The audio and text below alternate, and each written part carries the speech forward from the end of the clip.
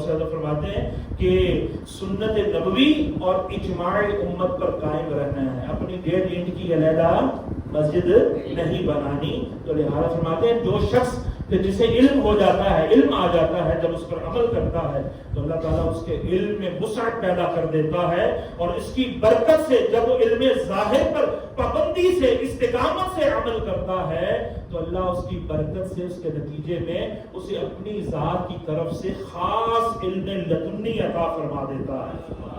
پھر وہ دیوار کے پیچھے بھی دیکھ لیتا ہے، پھر وہ یہ سینے کی جو دیوار ہے اس کے اندر جو دل ہوتا ہے اس کو بھی پڑھ لیتا ہے، پھر منو مٹی کے نیچے جو مردہ ہوتا ہے وہ اس کے حالات بھی جان لیتا ہے، پھر وہ آسمانوں سے اوپر جو لوح محفوظ ہے وہ اس کو بھی پڑھ لیتا ہے. تو اللہ رب العالمین پھر خاص علم عطا فرماتا ہے، اس کے پردے ہٹا دیتا ہے. تو لیکن یہ کس کی برکت سے ہے؟ تقوی اختیار کرنے کی برکت سے.